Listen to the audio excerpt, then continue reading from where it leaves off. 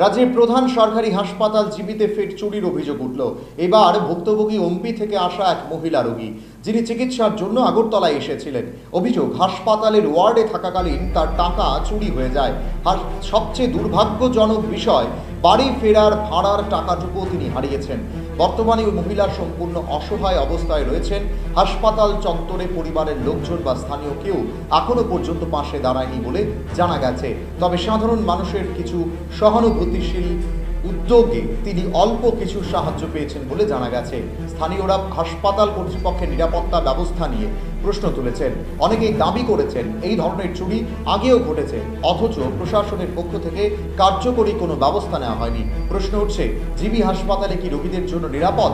সত্যিই কি নিরাপদ? প্রশ্ন উঠছে, চিকিৎসা করাতে অনেক টাকার প্রয়োজন, তার উপর এইভাবে চুরিকাণ্ড ঘটলে সাধারণ মানুষ কোথায় যাবে?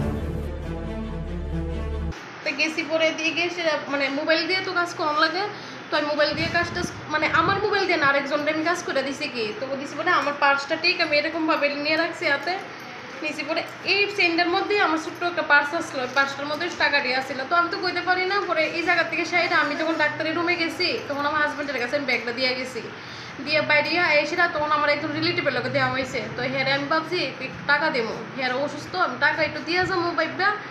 আমি খালি মানে পাঁচটা কুলচে খুলে দিয়ে আমার ব্যাগে তো নাই। কত টাকা আসলো? 14,000 টাকা ছিল, দুইটা চাপি ছিল গডেসের। আচ্ছা, আর কি কি নিছে? আর কিচ্ছু না স্যার, এতটুকুই। ব্যাগটার উপরে জয়গুরু লেখা আছে, জয়গুরু জুয়েলার্স কি ব্যাগটার উপরে। এটা কি টিকিট কাউন্টারের সামনে নিছে? হ্যাঁ, টিকিট কাউন্টারের সামনে। আমি কইতে পারি না কোন জায়গাতে নিছে, মানে আমি এসে মানে ডাইরেক্ট জিবি ঢুকেছি না, আমি টিকিট কাউন্টারের সামনে থেকে ওই সার্জিক্যাল ডাক্তার যে এখানে ঢুকছি গিয়ে সেটা অতটুকুই। কতক্ষণ পরে বিষয়টা দেখলেন যে টাকার ব্যাগটা নাই? প্রায় 15-20 মিনিট হইব। এত টাকা নিয়ে জীবিতে কি কারণে আইছে? আমি জিবিতে আইসি ডাক্তার দেখাবো, তারপরে আমি বিউটি পার্লার আছে ভাবছি মালটাল কিনা তারপর বাড়িতে যাবো। এখন অবধি কোনো ধরনের সন্ধান পাইছেন যে টাকার ব্যাগ? না না না। এখন যে থানা পাইছেন তারা কি কইছে? তারা তো আমার শুধু অ্যাড্রেস টেড্রেস লইল, তারা তো আর কিছু কইছে না। কইছে আচ্ছা, জীবিতে তো আপনার বেসরকারি নিরাপত্তা কর্মী প্লাস পুলিশ কর্মী আমরা থাকে। গেছি পরে কইছে পিএসএ আইতাম।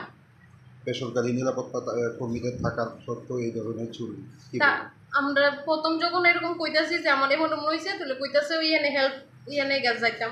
তো গেছি পরে তারা কইতাছে আমরা কিটা করব, আমরা তো কিছু করার নাই, এন্ড সিসিটিভিও নাই, আপনারা পিএসএ যান। তাই আমরা পিএসএ আইলাম। কি মনে হয় জিবি হাসপাতালে কি মানে নিরাপত্তার অভাব আছে? নিরাপত্তা অনেক অভাব আছে, এত বড় একটা হসপিটাল খুলে রাখছে কিন্তু সিসিটিভি টুবি কিচ্ছু নাই। থাকলে তো আজকে আমার এরকম হইতো না। অনেক কষ্টের টাকা এটি। এখন বাড়িতে কিভাবে যাবে?